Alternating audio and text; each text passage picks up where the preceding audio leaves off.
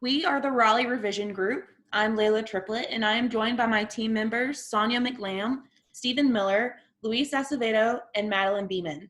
We have been tasked with creating a change plan for the Department of Surgery's Educational Simulation Lab to merge with the Department of Anesthesia's Simulation Center. The missions and visions of each lab are similar. They are located on the same floor of the School of Medicine, and they have been sharing space and resources since the building was opened in January 2013. Through the data that the team has collected through interviews, questionnaires, and observations, we have been able to get a good grasp of the organization's culture and diagnose the readiness for change among the employees within the labs of these two separate departments.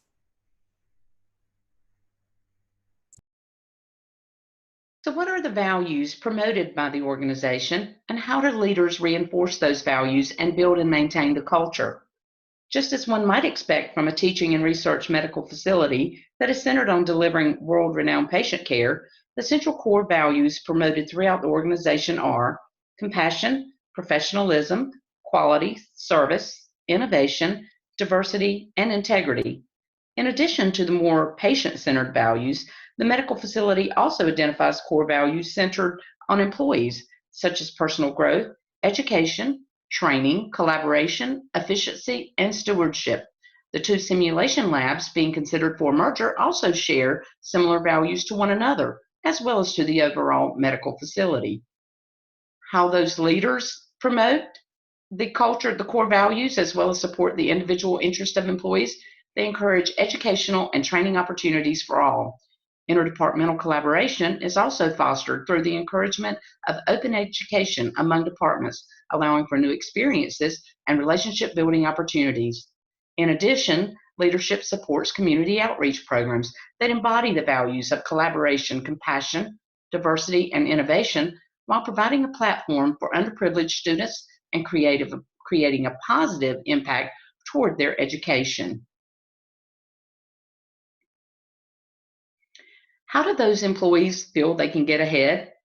Employees feel they have the ability to advance within the organization by working hard, building work experience, and by taking advantage of education and training opportunities available to them. It's further believed that dedicated employees who are self-motivated, are flexible, and possess strong organizational and communication skills can also move up in the organization.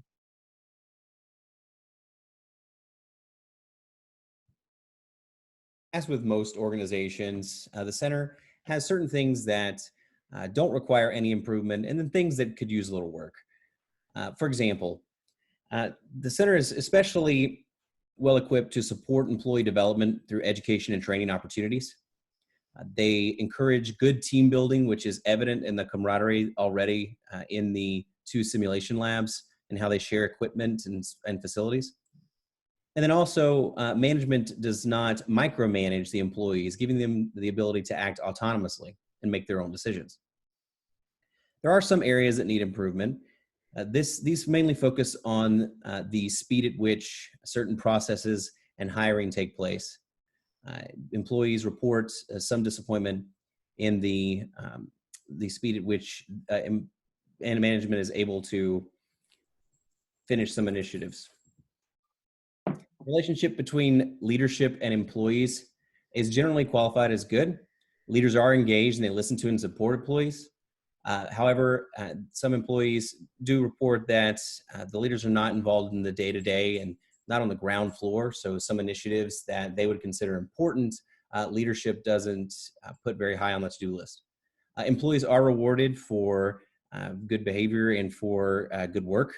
Recognition is given in the form of just verbal and public recognition, and also in the form of merit raises, which change percentage-wise depending upon the quality of the work of the employee. And there's an organized reprimand system as well for employees whose performance is not up to par. Now, this begins with a verbal warning, a written warning, and finally termination. However, the termination process is designed to protect the employee, and evidence must be presented in order for that to take place.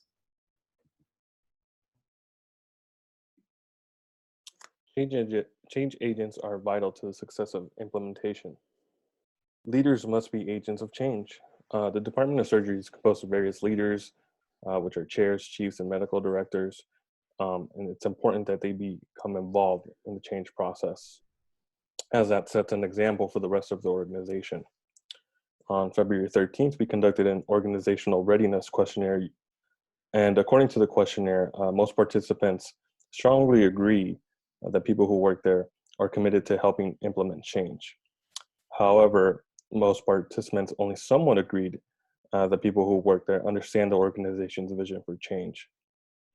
It is evident that clear and concise communication is necessary to develop a shared vision, and a shared vision will ensure employees are ready for change.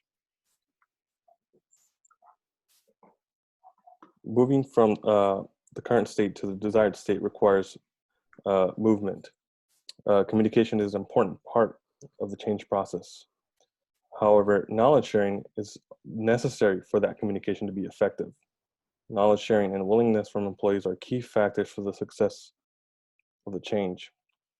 Knowledge sharing also allows employees to understand the change and become active participants in that change process. Involvement of all stakeholders will help the organization transition from that current state to the desired state. Knowledgeable employees will promote organizational change and facilitate that change implementation. And the change step will allow the organization to execute the intended merger successfully.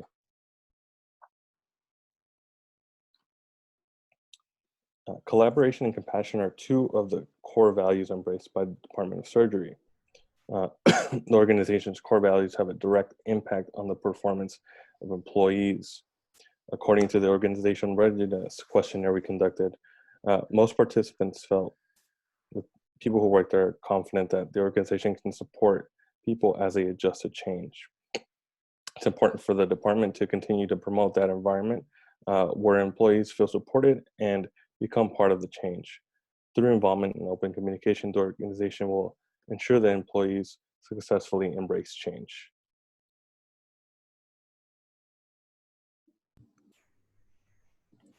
In response to crises, the overall organization is quick to come to a solution, and they communicate with employees about the crises and what's being done to resolve the issues that have been created.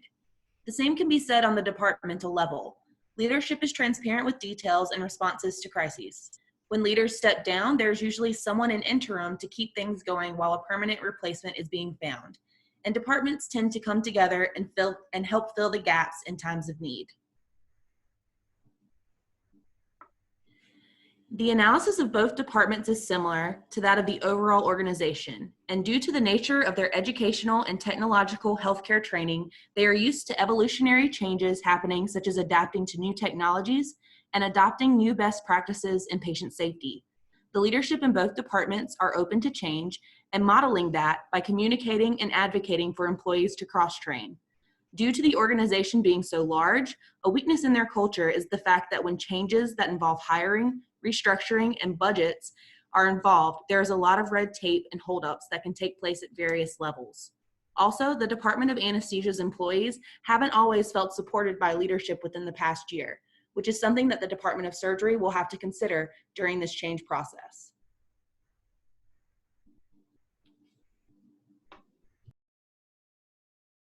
How to encourage change in a culture. An organization's culture can be defined as the way the organization completes processes and how the norms and values are communicated. Having change included in the organization's value is one way to encourage change, which this organization has done. Making sure to communicate those values to employees often and continuously will help encourage change within the culture. The organization also needs to understand what motivates their employees. This could be what motivates them internally and/or externally. People usually like to feel they are a part of something, that they have purpose or value. Including employees in the change process and decisions helps motivate them to want to see the change process through.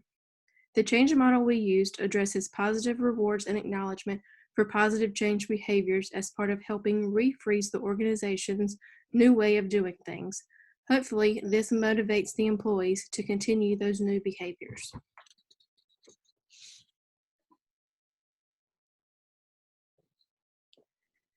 The change model we selected was Lewin's three-stage model. Lewin's model is usually used at a group level with overlapping phases. Phase 1 is the unfreezing phase. which is when the system is confronted with the change that needs to take place. Communication is important in this phase so employees understand the importance and necessity for the change. The Department of Surgery is currently in phase 1 of their merger. The results from the Organizational Readiness for Implementing Change survey revealed that 2/3 of those surveyed showed that not everyone understands the vision for this upcoming change. Clear communication needs to take place to ensure all employees understand the vision and are invested in helping implement this merger. Phase 2 of the LEWINS model is the change phase, where the change actually takes place. Education and support will be key factors during phase 2.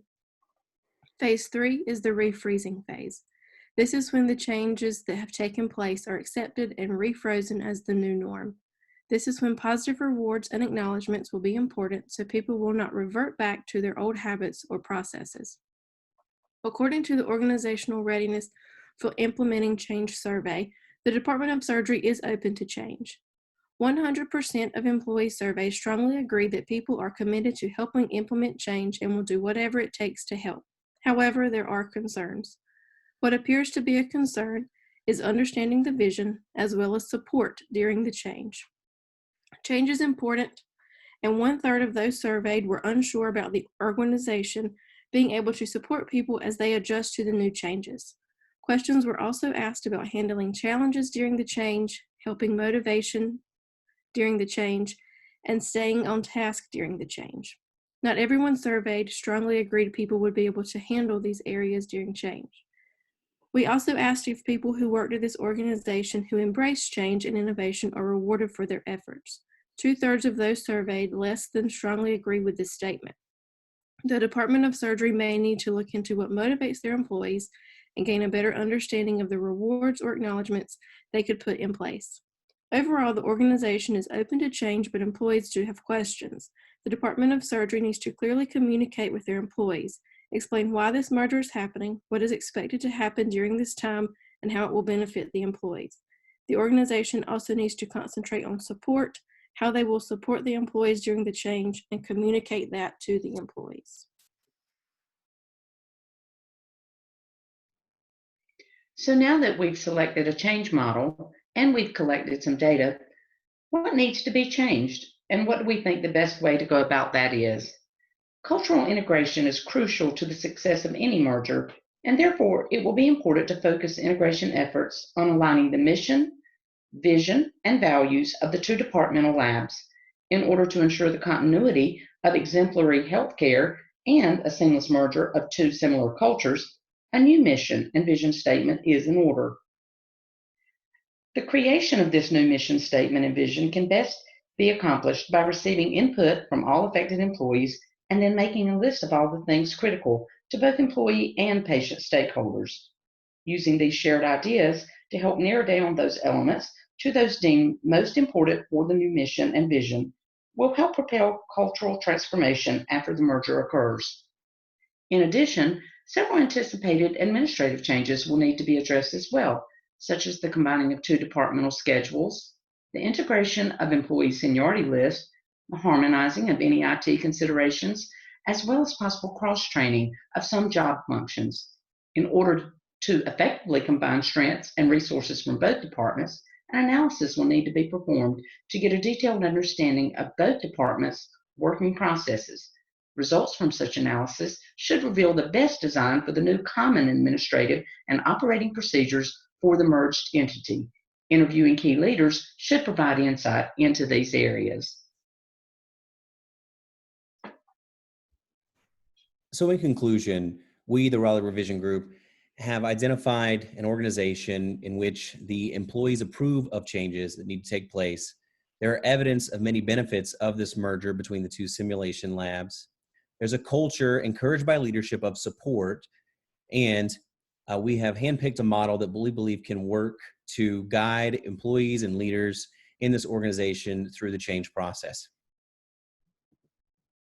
We at the Raleigh Revision Group thank you for watching and listening.